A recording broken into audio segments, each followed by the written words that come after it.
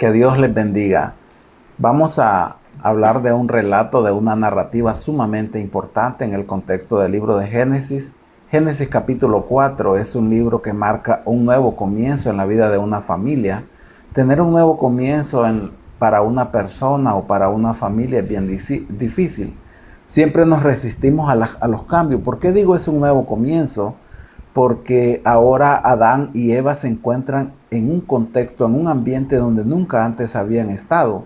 Ahora están en medio de un mundo contaminado por el pecado, ahora están en medio de un mundo donde el pecado es una realidad. Antes del capítulo 3 lo que encontramos es que todo era perfecto.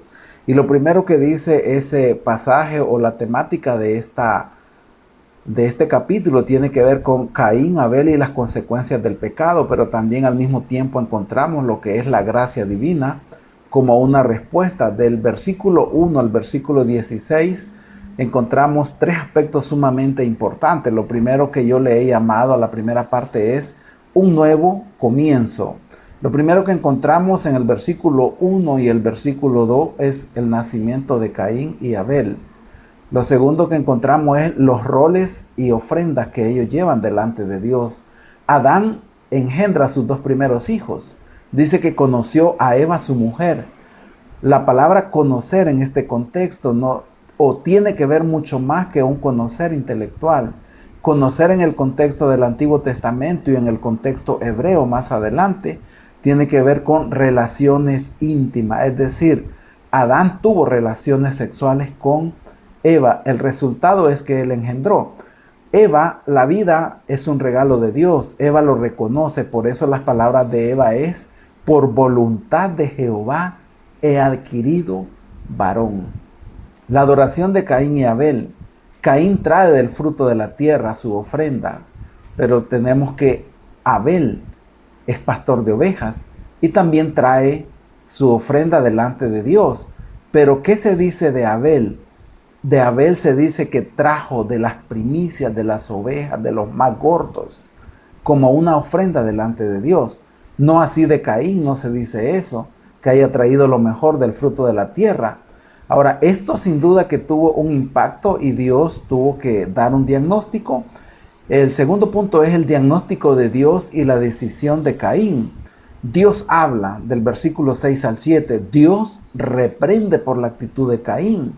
¿Cuál es la decisión de Caín? Triste y lamentablemente, ya lo vamos a ver en el versículo 8. Lo primero que Dios hace es preguntar. Le pregunta a Caín: ¿por qué te has ensañado? ¿Por qué ha decaído tu semblante? No es que Dios no sabía lo que Caín había hecho, es que Dios está haciendo una pregunta a manera de reflexión para ver si Caín logra entender y comprender que la decisión que había tomado no era la mejor, ¿no? Caín podría hacer lo bueno, pero él decide pecar. Las dos frases que indican esto es: si bien hicieres, Dios le dice, ¿no serías enaltecido? Y si no hicieres bien, el pecado está a la puerta. Caín y su plan de acción contra su hermano, de manera inmediata dice que él lo invita a salir al campo. Salgamos al campo. O sea, esto tiene o nos da la idea de que Caín planificó lo que él iba a hacer, y es ahí donde comete el primer asesinato de la historia. De manera inmediata, después de eso, el tercer aspecto que quiero que consideremos es que el juicio de Dios y sus consecuencias contra el pecado de Caín. Hay una rendición de cuentas. Dios le llama y la primera pregunta es: ¿dónde está tu hermano? Dios sabía dónde estaba Abel, pero él quiere que Caín reflexione, que Caín cuente la verdad. Posiblemente el propósito es que Caín se arrepienta y diga: bueno, he pecado, le quité la vida a mi hermano. Pero no es lo que pasa, ¿no? Caín miente y no dice la verdad. Caín es mentiroso. Caín empieza a argumentar a Dios y a decirle: ¿soy yo acaso guarda de mi hermano? Fue una actitud bastante arrogante, bastante egocéntrica. Lo segundo es que el juicio divino fue una realidad. Nuevamente aparece la maldición directamente contra una persona y Dios le dice: errante y extranjero serás. Es otra de las consecuencias evidentes por la muerte de Caín. Y el número 4, la respuesta de Caín. Y encontramos ya casi al final del relato, del 12 al 16, lo que encontramos es que Dios, la respuesta de Caín Caín se queja ante Dios. Él dice que su castigo es demasiado grande. Él dice, me echas de la tierra, de tu presencia, y cualquiera que me halle me matará. Ahora encontramos a un Caín lleno de temor, lleno de pánico, le tiene miedo a la muerte. Dios muestra su gracia y le dice que cualquiera que le mate será castigado duramente. A manera de reflexión final, ¿qué podemos decir? Este relato comienza con una muy buena noticia. La primera mujer de la historia bíblica se convierte en madre de 2 hijos varones, pero también es la triste historia donde uno de sus hijos le quita la vida a su hermano. La expresión de gratitud de Eva es, por voluntad de Jehová he adquirido varón. Cada familia enfrenta una realidad ahora. Esta familia enfrentó una nueva realidad, donde uno de sus hijos había tomado la peor decisión, no había sido capaz de amar a su propio hermano, pero están en medio de un mundo donde nunca antes habían estado. Ese es el contexto donde ahora se encuentra esta familia. Los retos que enfrentamos ahora como padres, cuando nuestros hijos son pequeños, son totalmente diferentes a los retos que vamos a enfrentar cuando ellos lleguen a ser adultos. Caín y Abel habían crecido y ambos habían decidido traer una ofrenda a Jehová. Esto va a desatar un conflicto o entre hermanos, o desata un conflicto. Ambos traen una ofrenda, pero el relato dice que Dios miró con agrado la ofrenda de Abel, no así la ofrenda de Caín. Caín se enoja, arde en ira, no acepta las palabras que Dios dice de la ofrenda de Abel, cuestiona. Ahora Dios le pregunta, ¿por qué te has ensañado? ¿Por qué ha decaído tu semblante? ¿Por qué ha decaído? La realidad es que un principio aquí es que cuando no hagamos bien las cosas, Dios no está obligado a aplaudir lo que nosotros hacemos.